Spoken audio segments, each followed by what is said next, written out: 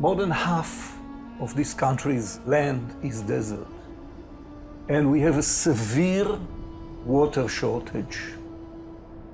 Moses led us to Israel, a country that has no oil, no water, not too good soil.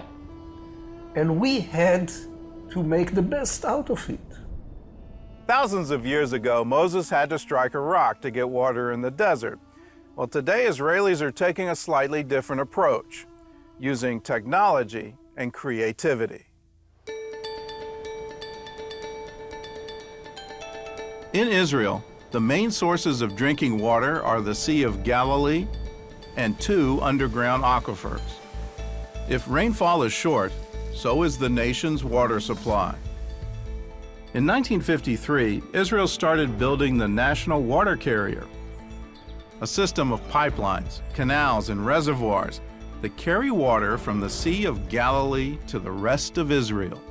So we didn't have water, okay, we developed water technology.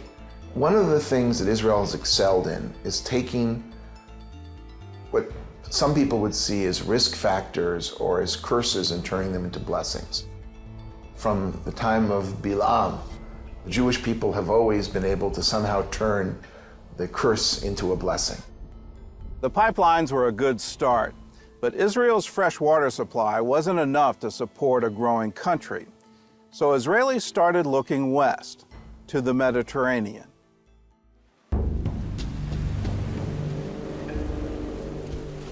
For thousands of years, the Mediterranean Sea was the center of the ancient world, the crossroads between Europe, Asia, and Africa.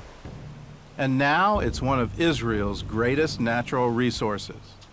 Israel is desalinating so much of its drinking water, the majority of our drinking water's origin will be the Mediterranean Sea by the end of next year.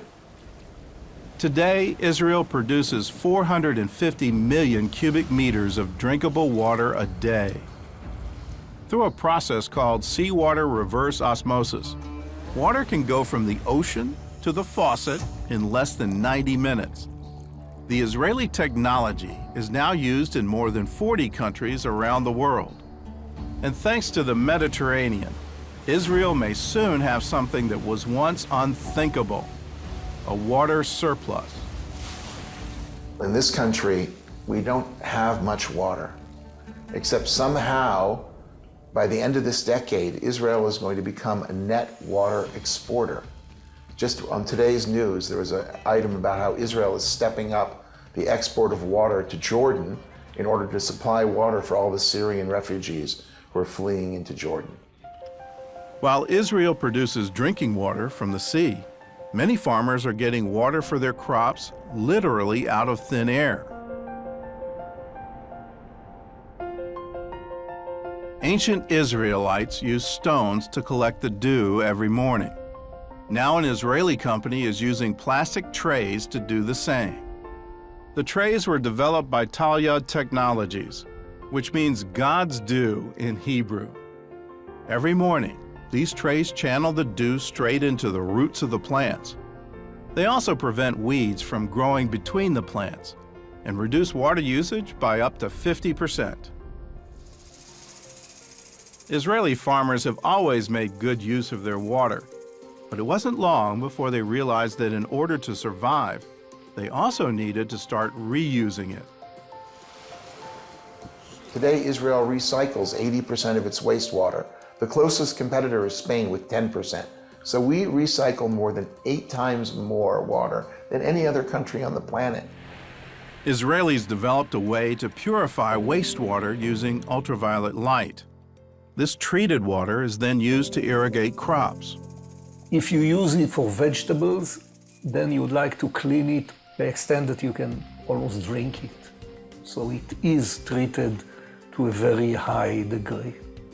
Today, 60% of the water that is irrigating fields in Israel is produced water and not natural water. And I'll give you an example of our farm here on the kibbutz. We grow jojoba, and we use only sewage water, only treated wastewater to irrigate our jojoba. And this is done all over Israel. Israel may be short on fresh water, but the country's Negev desert is sitting on an underground ocean, too salty to drink or desalinate. So Israeli settlers found a new way to use it. You cannot really fight nature. Nature will fight you back. We found out after the years that it's better to cooperate and to coordinate with what you've got. Yoav Dagan is one of a growing number of Israelis who have left the ocean to go fishing in the desert. They build fish farms using the warm, salty water from underground. It's ideal for raising saltwater fish like tilapia, sea bass, and barramundi. The place here is working without chemicals, without anything. It's very healthy, it's friendly for the environment, and it's good for us in a matter of the pocket. We are making good money, and this is the bottom line. At this kibbutz in the Negev desert, even the fish waste is put to use. Every week, the water in these tanks is replaced and pumped underground to irrigate the nearby olive grove. The fish waste in the water makes an ideal natural fertilizer. As you can see on the side, the olives are growing around the farm, around the fish, and are doing very well without any other chemicals, only by the nutrients of the fish. Israel has taken this idea to other countries struggling with water and food shortages. We're taking African villages, teaching them how to essentially build fish farms. If you look at around Lake Victoria, the Nile perch were dying, and Israelis are now going in to teach the farmers how to grow them in ponds so that you can actually continue to eat the Nile perch. Over the years, Israelis also found new ways to use less water. And as always, they started in the desert. There's the story of the Arava. Sometimes as 20 millimeters of rain annual fall, very harsh climate, and still, thanks to drip irrigation, this became the vegetable barn of Israel. 65% of vegetable export out of Israel, mainly to Europe, is coming from the Arava. Today, even the driest parts of the desert are blooming, with help from a process called drip irrigation. The idea is older than the state of Israel itself. When the first settlers came here, young people came from the city and they wanted to be farmers. And they came to Kibbutz Hatzerim and they faced many challenges. Arid land, high salinity, not enough water. And there was even a time when they considered moving to another place. But then Ben-Gurion came, who was a leader with a real vision, and he said, guys, if you want to move, it's okay, but further south, not back to the north. And we stayed here and we continued and we did some experiment, but still we were struggling. Then we met the guy who invented drip irrigation. That guy was an engineer named Simcha Blas. He got the idea for drip irrigation after seeing a tree that was larger than the others around it. After digging around the roots, he found it was being watered by a leak in an underground pipe. So this gave him the idea, but it took him some years, actually until plastic was introduced, to start and make experiments with drippers that will emit water in small drops.